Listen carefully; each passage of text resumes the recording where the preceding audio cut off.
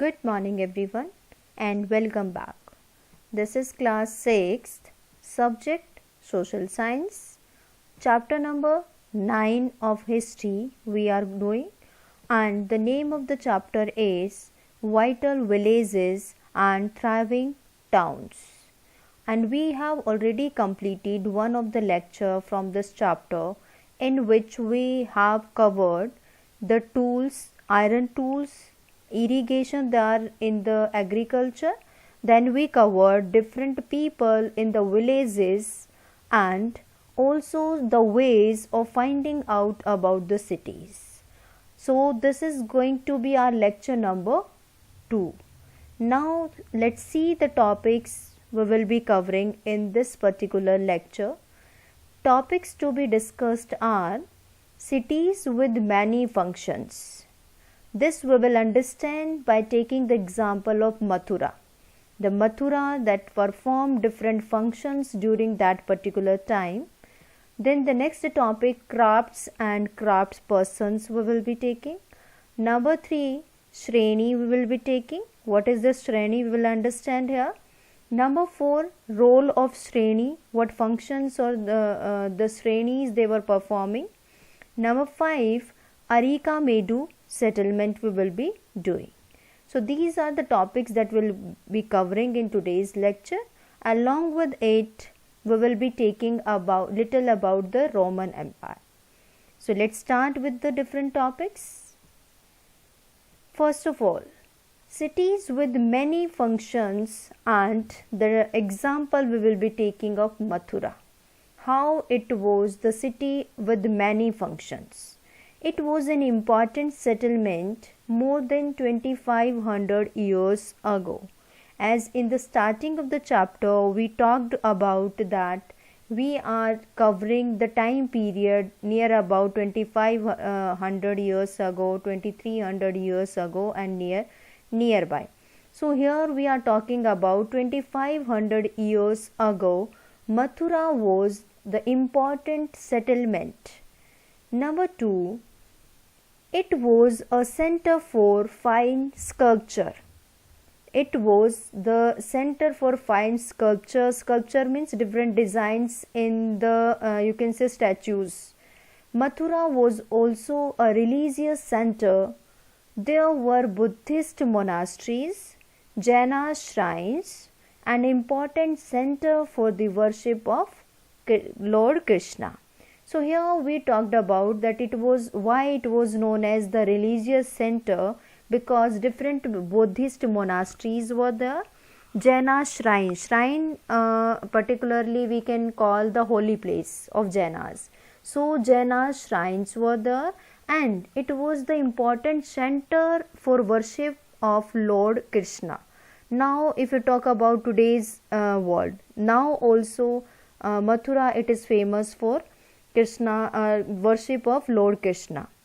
So that's why we can say that Mathura was also a religious center. Then about Mathura, the archaeologists they found another function, that was it became the second capital of Kushanas around 2000 years ago. Kushanas, one of the important kingdom that we will be covering in our later chapters. So it was the second capital of Kushanas. Kushana's famous ruler was Kanishk, and Kanishk he also developed about the different things about the Buddhism. He also believed in Buddhism. So this Mathura was the second capital of Kushanas. And the next thing about Mathura, farmers and herders from adjoining areas were providing food for the people in cities. If we talk about the people in the villages, we have already covered that what type of people were living there. So the people living there in villages, they were providing the food to the people living in the cities.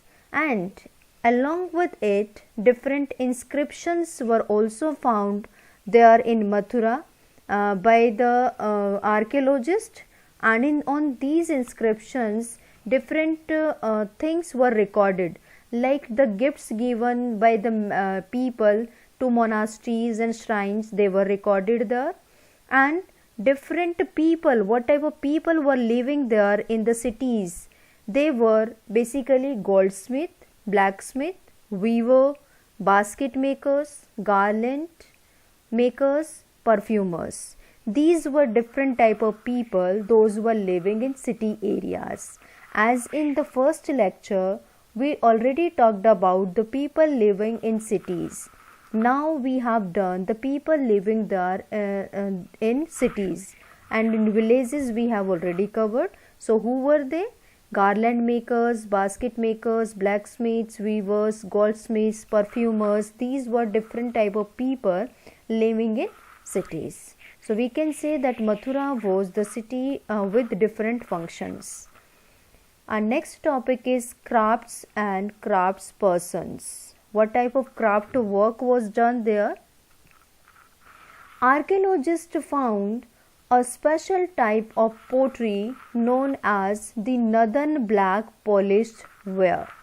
Northern black polished ware, one of the special kind of pottery, was found by archaeologists there. And why the name it was given to it? Because it was found in northern part, and most probably the color its color was black. That's why the special pottery it had the name the northern black polished ware. Manufacturing of cloth was also important, and important centers for manufacturing cloth were Varanasi in northern part and Madurai in southern part of India. So the second thing about the craft that was found by the archaeologists, it was the manufacturing of cloth or cloth making, you can say. That was very much important during that particular time. And the important centers those were considered, they were Varanasi in north and Madurai in south. This was made. Then different craft persons and merchants, those were living in cities, they were having their associations. That association was known as Shreni. Now we will be talking about Shreni. How can we define this Shreni? Okay, before that Shreni, one more thing it is given there, rules for spinning and weaving. Means how the cloth in the cloth manufacturing, spinning and weaving was done. Spinning and weaving could be done in workshop under the supervision of a special official. Means the kings or the rulers, they were having the special officials for having the supervision on the workshops where the spinning and weaving of the clothes were done. Now who were doing that? Widows, differently abled, nuns, retired women, servants of the king, etc. were doing different jobs in the workshops. So the workshop, those were there for spinning and weaving, these type of women, they were working. Those were widow, or those were differently abled, nuns, retired women from the king's servant.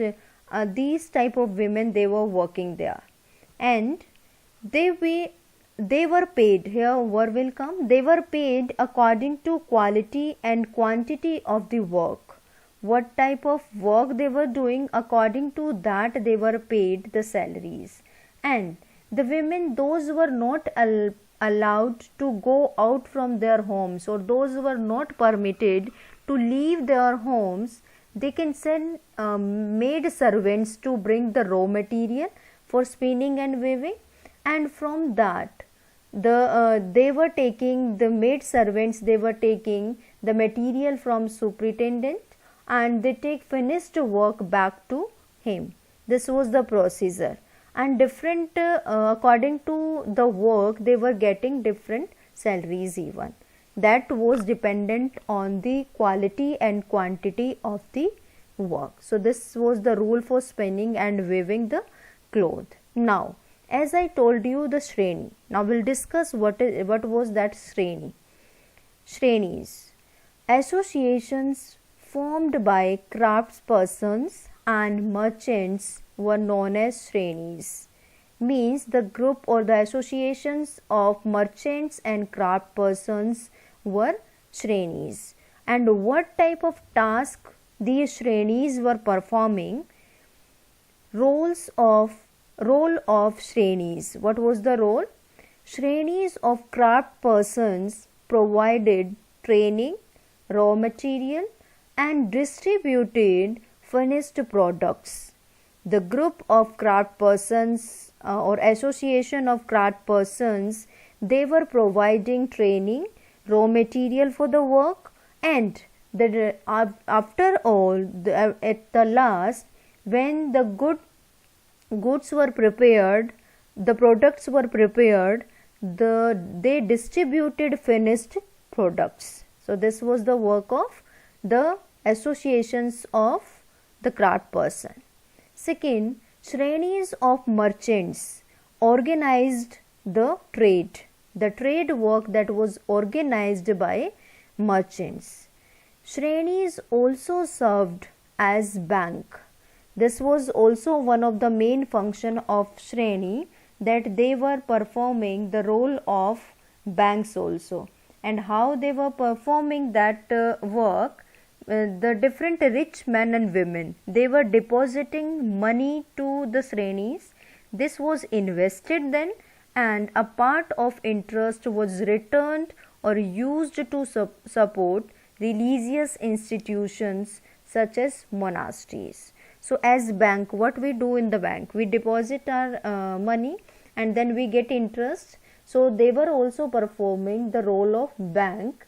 As the rich people, they were depositing the money, and the interest was used there for the religious institutions such as monasteries. So in this way you can write the role of Shrenis and the meaning of Shreni. The meaning of Shreni, associations of craftspersons and merchants were known as Shrenis. Next is Arika Medu. Arika Medu was the settlement, means the place where people were living. It was basically in Puducherry, in southern part of India. Arika Medu in Puducherry was a coastal settlement. Coastal settlement, it was near to the sea. A massive structure or warehouse was found at this site. Warehouse means godown, you can say, means a big structure, a big godown type structure. It was found at this site of Arika Medu. Then other finds includes pottery, amphorae, stamped red glazed pottery, etc. And along with this massive structure, different other materials they were found at Arika Medu by the archaeologists. They include amphorae. Amphorae was the double-handed jar, the long double-handed jar, and red stamped glazed pottery. It was also one type of pottery, and it was known as Aretine ware also. Stamped red glazed pottery was known as Aretine ware also, which was named after a city in Italy. So what was the another name of it? Stamped red glazed pottery. The another name of it was Aretine ware, and it got its name on one city of Italy. It was made by pressing wet clay into stamped mold. That was the special kind of pottery. Next, that was found there, small tanks have been found which were used to dye clothes. At this Arika Medu settlement, small tanks were also found. Those were used to dye cloth. Dye means for coloring of the cloth it was used. Beads from semi-precious stones and glass were also found at this site. So these were different materials, those were found at the Arika Medu settlement. Roman lamps, glassware and gems were also found at this site. Roman lamp that is showing that the trade was done with the Roman Empire during that particular time. That's why we can say that the Roman lamps, glassware means the different pots made up of glass, gems, a type of beads you can say, they were also found at the Arika Medu settlement. This is about the Arika Medu. Now the next topic, Rome, a city of Europe. If you remember, in every chapter we do something from the other parts of the world of the same particular time in elsewhere. So in this chapter we are doing about the Rome, a city of Europe, one of the famous city there in Europe. So let's discuss about it. What is given? Rome is one of the oldest cities in Europe. Rome was the capital of one of the largest empires there in Europe, and Augustus was one of the most important emperor of Roman Empire, of this empire. So as we talked that it was the capital of one of the largest empires of Europe, and who was the most important emperor there? Augustus was the most important emperor of this empire, and near about 2000 years ago he ruled there. Augustus ruled there near about 2000 years ago, and the city of Rome that was built with the bricks, and the marbles were also used for building different temples, palaces. It was city made of bricks. Rulers built temples and palaces. They also built amphitheaters. Now what is this amphitheaters? This was the one type of like theaters are there as nowadays we are using. In the same way, different chairs were there on which the people they were sitting and looking for different shows, as nowadays we are watching the movies. So it was like that only. So they built the amphitheaters there, and the use of marbles it was given there. Huge aqueducts were also built. Now what is this aqueduct? You know about canals or the rivers, that is the same. So different aqueducts were there for supply of water. There in the Rome, it was found by the archaeologists that the aqueducts to supply water were built to bring water to the city for bathing, fountain, toilets. Different work means these aqueducts were built. So this is all about the Roman Empire or the city of Europe. It is given in the chapter. So this is all about the chapter and today's lecture even. I hope that these topics you understood. Now it's time for homework. Question number 1, it is given in your exercise even. So do this question there in your book itself, where it is given in book in fill in the blanks. A dash was a word used for large land owners in Tamil. Second, the Gram Bhojka often got his land cultivated by the dash. Number 3, plowmen were known as dash in Tamil. Number 4, most grihapatis were dash. So these are the questions, those are given in your book itself.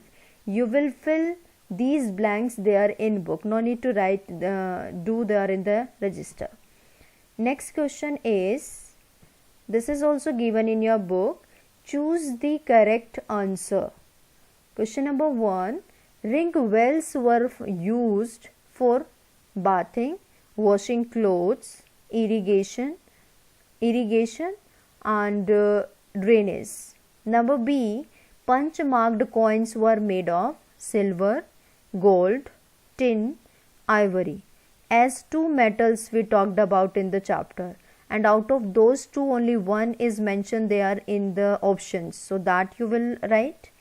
Then C is Mathura was important village, port, religious center, forested area. Number D. Shrines were associations of